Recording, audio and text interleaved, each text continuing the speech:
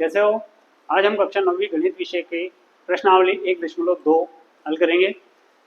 ये 1.1 प्रश्नावली में हमने ये सारी चीज़ें समझ ली थी। उसके बाद आगे बढ़ते हैं। इसमें लिखा है नीचे दिए गए कथन सत्य हैं या असत्य, कारण के साथ अपने उत्तर दीजिए। पहला है प्रत्येक अपरिमेय संख्या एक वास्तविक संख्या होती है। प्रत्येक अपरिमेय संख्या, प्रत्येक अपरिमेय संख्या क्या होती है? एक वास्तविक संख्या होती है। प्रश्न के अनुसार देखिए, तो हमने क्या कहा? वास्तविक संख्याएं उपयुक्त सभी। उपयुक्त सभी मतलब ये जितनी भी हैं वो सारी की सारी वास्तविक संख्याएं हैं। तो अपरिमेय संख्याएं भी जितनी है वो सारी की सारी वास्तविक संख्याएं हैं। इस हिसाब से ये कथन आपका हो गया सत्य। प्रत्येक अपरिमेय संख्या एक वास्तविक संख्या होती है। ठीक है, अगला देखिए, संख्या रेखा का प्रत्येक बिंदु √m के रूप का होता है जहां m एक प्राकृत संख्या है। यह कथन सत्य है या असत्य? देखिए, संख्या रेखा जब होती है, संख्या रेखा पर सभी पूर्णांक होते हैं, 1, 2, 3, 4, 5, इधर -1, -2, -3, -4। ठीक है, अब प्रश्न क्या कह रहा है कि संख्या रेखा का प्रत्येक बिंदु मतलब ये या इनके बीच का भी कोई बिंदु हो सकता है। प्रत्येक बिंदु √m के रूप का होता है। √m के रूप का होता है। अगर हम ऐसे लिखते हैं, मान लो इसको लिख देते हैं √4, तो ये हो जाएगा आपका वैल्यू। ठीक है, इसके लिए तो ये ठीक है, पर इधर आ जाते हैं, मान लो इसको लिख देते हैं, तो सवाल ही नहीं पैदा होता। क्यों? क्योंकि ये तो एक अवास्तविक संख्या हो गई। क्यों? क्योंकि किसी भी संख्या का वर्ग ऋणात्मक हो ही नहीं सकता। ठीक है, अतः यह कथन आपका हो जाएगा असत्य। जहां m एक प्राकृत संख्या है, नहीं, ये पहली बात तो ये प्राकृत संख्याएं भी नहीं होती है। दूसरी बात, किसी भी संख्या का वर्ग जो है वो ऋणात्मक नहीं हो सकता है। अतः यह कथन आपका असत्य हो गया। दूसरा देखिए, तीसरा देखिए, प्रत्येक वास्तविक संख्या एक अपरिमेय संख्या होती है। फिर से आ जाइए, प्रत्येक वास्तविक संख्या एक अपरिमेय संख्या होती है। जरूरी नहीं है। अपरिमेय संख्याएं वे संख्याएं होती हैं जिन्हें हम p/q के रूप में व्यक्त नहीं कर सकते हैं, और वास्तविक संख्या में तो परिमेय और अपरिमेय सभी संख्याएं आ जाती है। तो इससे स्पष्ट होता है कि प्रत्येक वास्तविक संख्या एक अपरिमेय संख्या होती है। यह कथन आपका असत्य होगा। या यूं भी कह सकते हैं इसको कि प्रत्येक वास्तविक संख्या एक अपरिमेय संख्या बता रहा है, जबकि परिमेय वास्तविक संख्या में तो पूर्णांक भी आते हैं, प्राकृत संख्याएं भी आती है। तो ये अपरिमेय जो बता रहा है वो कथन असत्य हो गया। चलिए आगे बढ़ते हैं।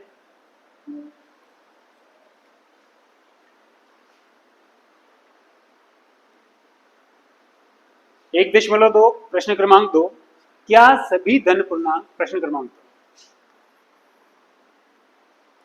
क्या सभी धन पूर्णांकों के वर्गमूल अपरिमेय होते हैं? प्रश्न क्या है? सभी धन पूर्णांक कोई सा भी ले लेते हैं, मान लो 4 ले लिया, ठीक है, और इसका वर्गमूल कर देते हैं, तो क्या प्राप्त हुआ? 2 प्राप्त। क्या सभी धनात्मक पूर्णांकों के वर्गमूल अपरिमेय होते हैं? तो क्या यह अपरिमेय है? नहीं है। अतः इसका जवाब लिखेंगे नहीं, सभी धनात्मक पूर्णांकों के वर्गमूल अपरिमेय नहीं होते हैं। और प्रश्न कह रहा है कि यदि नहीं होते हैं तो ऐसी संख्या के वर्गमूल का एक उदाहरण दीजिए, तो ये उदाहरण, ठीक है, नहीं। चलिए आगे बढ़ते हैं। अगला प्रश्न है, दिखाइए कि संख्या रेखा पर √5 को किस प्रकार निरूपित करेंगे। पहले समझ लेते हैं, पाइथागोरस प्रमेय समझ लेता हूं। एक 90 डिग्री के त्रिभुज में ये आपका आधार हो गया, ये आपका लंब हो गया, और ये आपका कर्ण हो गया। पाइथागोरस प्रमेय के अनुसार आधार का वर्ग, आधार वाली भुजा का वर्ग प्लस लंब वाली भुजा का वर्ग बराबर कर्ण का वर्ग। अब हम अलग अलग ट्रायंगल बना करके इसे प्रमेय में रख के समझते हैं। एक त्रिभुज आपके पास है जिसमें ये आधार भी 1 इकाई का है, ये भी 1 इकाई का है, तो कर्ण कितना हो जाएगा? 1 का स्क्वायर प्लस 1 का स्क्वायर बराबर कितना हो जाएगा? 1 + 1 बराबर हो जाएगा 2। ठीक है, तो कर्ण जो होगा, कर्ण का स्क्वायर जो होगा वो कितना प्राप्त होगा आपको? कर्ण का स्क्वायर जो है 2 प्राप्त होगा। तो कर्ण कितना हो जाएगा? √। ठीक है, चलिए यदि आपके पास मान लो एक और ट्रायंगल है जहाँ पे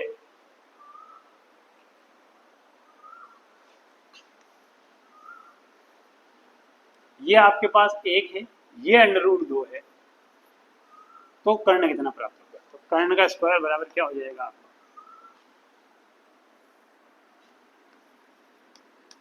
कर्ण का स्क्वायर बराबर वही आधार का स्क्वायर प्लस लंब का स्क्वायर।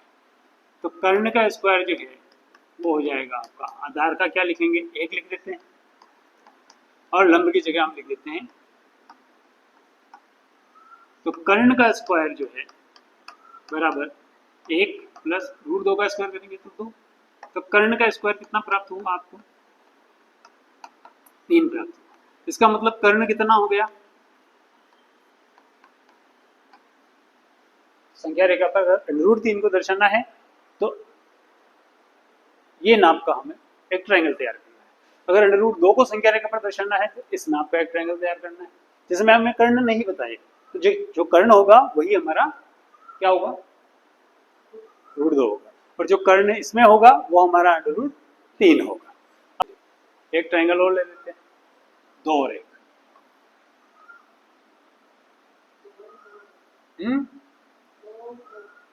नहीं, 2 और 1 लेंगे। 2 और 2 से तो 8 हो जाएगा ना। चलिए इसमें लगाते हैं कर्ण का वर्ग बराबर आधार का वर्ग प्लस लंब का वर्ग। ये आपको इतना करना नहीं है, ये आपको कॉन्सेप्ट क्लियर करने के लिए, समझाने के लिए मैं ये सारी चीजें कर रहा हूँ। एक और 1 का किया, 1 और 2 का किया, एक और √2 का किया, एक और √3 का किया, फिर 1 और 2 का। ये बता रहा हूँ आपको कि आपको जो सवाल आ जाएगा, मतलब आपको मान लो कि जो है √2 को संख्या रेखा पर दर्शाना है तो आपको ट्रायंगल में आधार 1 और लंब 1 लेना पड़ेगा। अगर आपको √3 को संख्या रेखा पर दर्शाना है तो एक भुजा √2 की चाहिए और एक की चाहिए। अगर 5 को दर्शाना है तो क्या चाहिए? 1 और 2 चाहिए। कैसे चाहिए? 2 का वर्ग, आधार 2 मान लेते हैं, एक ये हो गया लंब, तो 2 दूना 4 और ये हो गया 1, 4 और 1 हो जाएगा 5। ये क्या आया आपका? ये आपका कर्ण का स्क्वायर आया। तो कर्ण कितना हो जाएगा भैया, बताइए? √5 हो जाएगा। ठीक है, अगर अगर हमें √5 को संख्या रेखा पर दर्शाना है तो हमारा त्रिभुज कैसा होना चाहिए? ऐसा होना चाहिए। ठीक, अब आ जाते हैं हम संख्या रेखा बना करके दर्शाते हैं। ये आपका इसमें हम देखते हैं, आपको संख्या रेखा पर इसको प्रदर्शित करना है √5 को। तो √5 के लिए जो हमें ट्रायंगल बनाना पड़ेगा वो देखिए, यहाँ ऐसा एक ट्रायंगल बनाना है जिसमें आधार और लंब की माप ये होनी चाहिए। तो ऐसा एक ट्रायंगल हम संख्या रेखा पर बना देते हैं, तो कर्ण जो है आपका अपने आप से प्राप्त हो जाएगा। मान लेते हैं ये सेंटर पॉइंट आपका 0 है, ये -1 है, ये -2 है, ये -3 है। आप ड्रॉ कर लीजिएगा, ये 1, ये 2, ये 3, ये 4। ठीक है, बहुत ज़्यादा जरूरत नहीं है। हम एक ट्रायंगल बनाते हैं जिसमें एक भुजा आधार और लंब में से एक भुजा 1 हो और दूसरी भुजा कितनी हो? 2। तो हम यहाँ ले लेते हैं,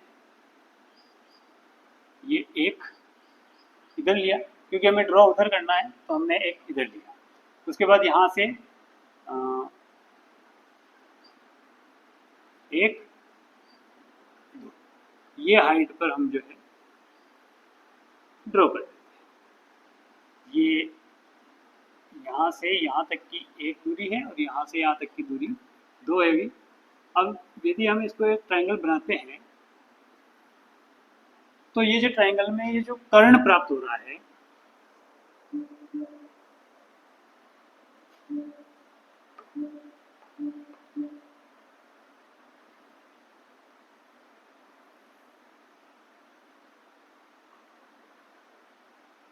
ये जो कर्ण प्राप्त हो रहा है, ये कर्ण जो है इसकी माप कितनी हो जाएगी, √5। अभी हमें क्या करना है, प्रकार लेना है, प्रकार की नोक को यहाँ टिकाना है और प्रकार की जो पेंसिल वाला हिस्सा है उसको यहाँ टिकाना है। इसके नाप के बराबर इसको यूं घुमा करके और यहाँ आपको एक चाप काट लेना है जितने डिस्टेंस पर आएगा। तो यहाँ 0 से लेकर के इसके बीच की जो डिस्टेंस होगी वो हो जाएगी आपकी √5। संख्या रेखा पर √5 को हम इस प्रकार से दर्शाएंगे। समझ में आया? क्लियर? उसके बाद देखिए, अगर आपको √2 को दर्शाना है तो फिर आप जो ट्रायंगल बनाएंगे वो यहीं तक बनाएंगे। ये एक और एक से बनेगा जो ट्रायंगल। तो ये √2 मतलब ये जो लाइन होगी वो √2 की होगी। तो प्रकार की सहायता से इसके नाप के बराबर चाप ले लेंगे तो √2। ठीक है।